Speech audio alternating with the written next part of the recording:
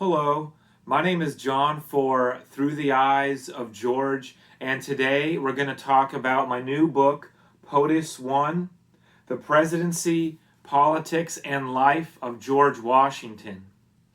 And as our standard is on this channel, we stop right at what we don't know about George Washington and leave the rest of that in the 21st century. And in this video, I'll go through why I wrote this book, a couple of things in this book, and a link to this book to buy it will be in the description below. Don't forget to check out my website, POTUS1.com. And to start out, of a couple of things of why I wrote this book is because I wanted to have a precise book or writing about George Washington's life as president. And then a couple of things that are really close to people's hearts that sometimes you have questions about. The last chapter especially. And I really felt like there was a need to do that because I have over 53 George Washington biographies, and some of them are very, very good. Some of them are very, very long. All of them are very, very good at telling the life and story of George Washington. And I was very excited, like when I was reading of those 18 biographies, this can't be real. Are you serious? Like, this actually happened? And I read another biography and another. And after I read 18, I'm like, well, this has to be real. This has to happen. The good, the bad, and the indifferent. And George Washington wasn't perfect. We all know that. But he did a lot of good and noble things, a lot of good and noble speeches he said and wrote out. And we can learn and glean from that good, understand the bad and the indifferent, what not to do, and then move on towards that good. It's kind of like you're a relative or somebody who goes to prison or somebody who does something a little bit questionable.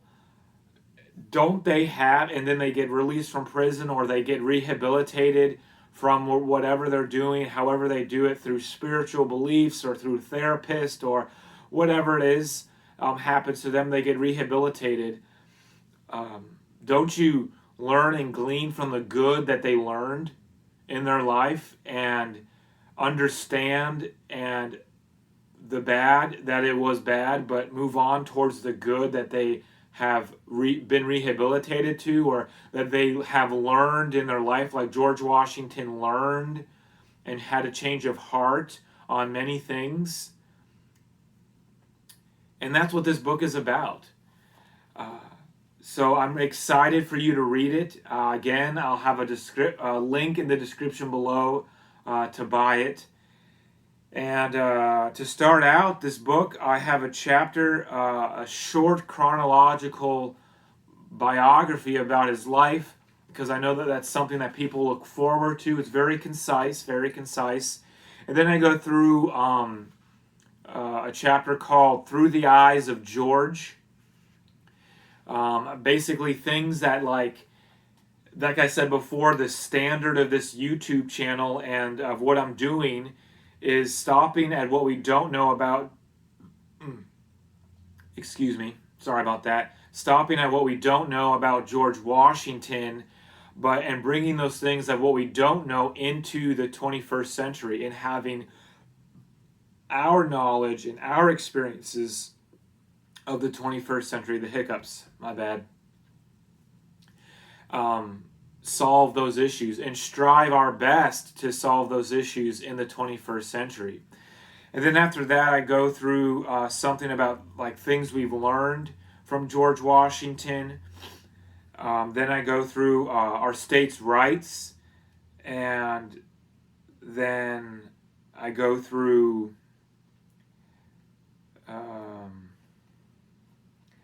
a chapter called Our Hope. It's the last chapter. And one thing I want to talk about, though, about this book, to really delve into this, because like I said, I'd read a couple things.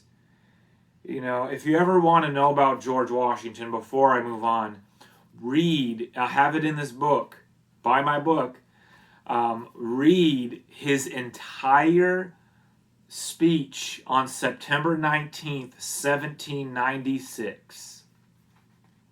I must have read that thing dozens and dozens of times. It's such a timely speech today.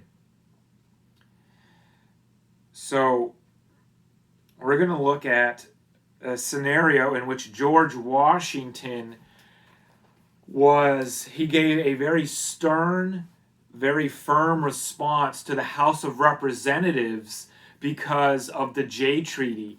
Now, in short, I have all this laid out in my book. Buy my book. It's fantastic. I lay it out. I have fantastic sources and reference notes for this in my book, in the back of my book. But the Jay Treaty, essentially, there were things that George Washington had to give up, that he had to compromise on for fear or for having or hesitantly not wanting a war with Britain, with the British, because we just fought it. And, his cabinet was kind of like, I don't know, what do we do? And I'll talk about that in my book. And George Washington hesitantly signed the Jay Treaty. It was the best that they could do without having war. They got some things, and the British got some things. They got a lot of things from us because of the Jay Treaty. And that really upset the French. It really, really upset the French, because the French helped us in the American Revolutionary War, as you know. And so because of that, the pro-French people, the French were going through their revolution, and the more the revolution of their revolution went on, it got bloodier and bloodier, with the guillotine and Robespierre and the Reign of Terror and all of that. And George Washington was being more and more disgusted with the French government that came into power after the French Revolution. And he decided to side with the British, the flip-flop, I guess you could say, on the issue of backing the French. And that's, I don't really understand all the things of why George Washington signed the Jay Treaty, but you can imagine seeing what's happening in France and understanding, well, I don't want to go to war again, France. You want to go to war and have all these little skirmishes with the British. I'm not going to side with you on that. Sorry, not sorry, essentially. So then that happened, and the French were angry, to say the least. So because of that, Alexander Hamilton sided with the British, and Thomas Jefferson sided with the French. So, in doing so,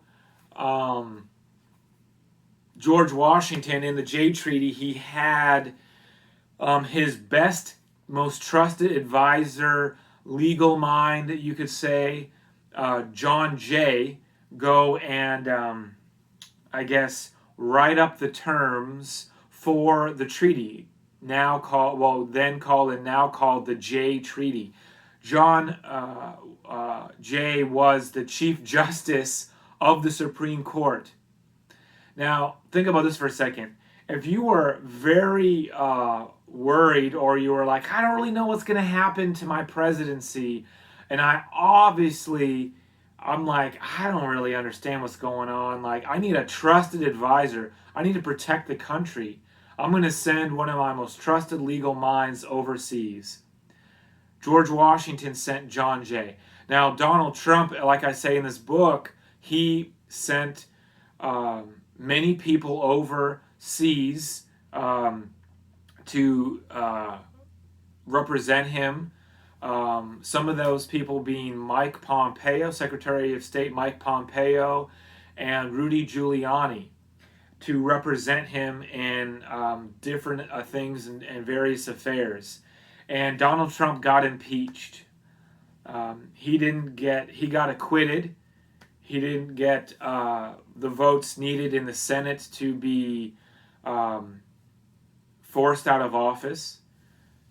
But it was one thing that I thought of during that whole impeachment with Donald Trump, or that really came to my mind, is that you have to have the evidence. It doesn't matter how much the House of Representatives thinks that they have all this evidence.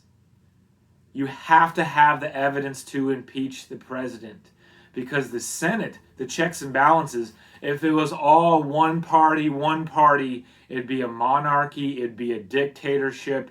You'd have communist, socialist, one party, one size fits all. But that's not how our country was made. Imagine every time a president did something wrong, the opposing party in Parliament or in the Cabinet or in the House of Representatives and Congress voted them out. Imagine the things that, a person could think of a plethora of things that Obama did, or Bush, or Carter, or Theodore Roosevelt, or FDR, or Calvin Coolidge, or whichever president. You could impeach a president on darn near anything. And that's why we have checks and balances.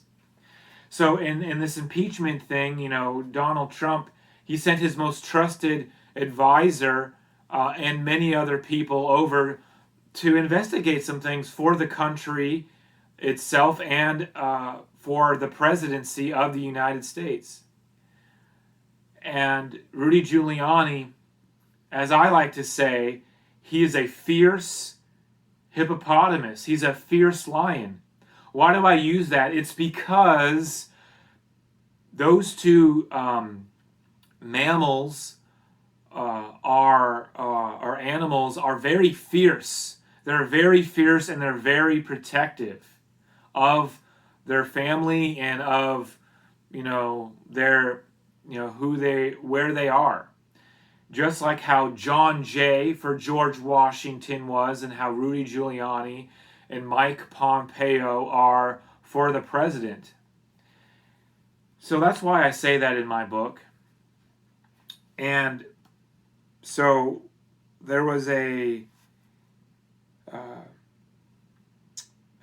French representative called Edmond Guenet, who was told by the French government to, overthrow the United States of America. He was giving 2 or 3,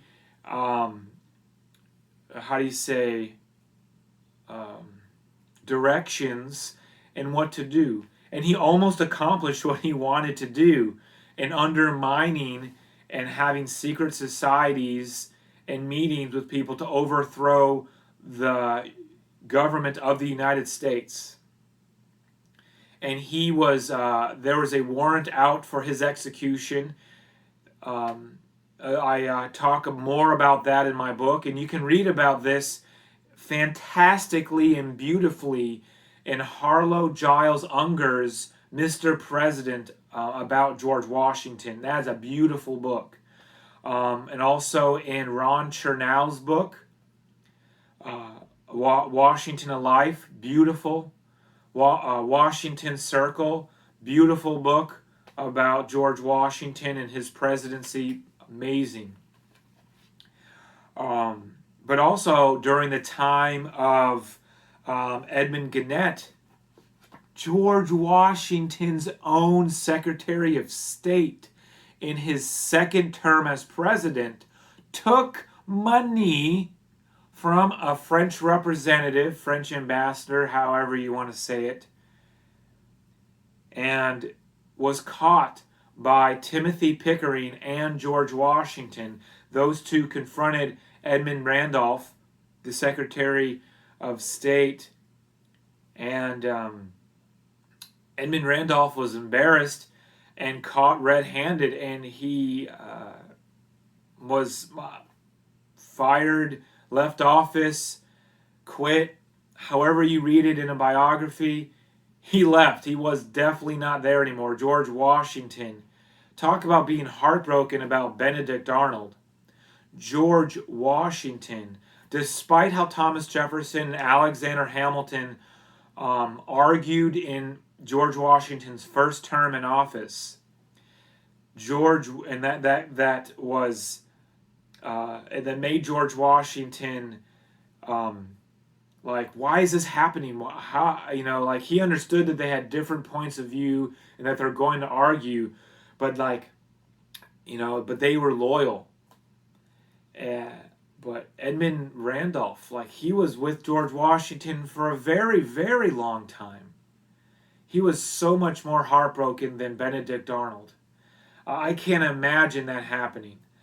And George Washington had all these people in his first term in office leave.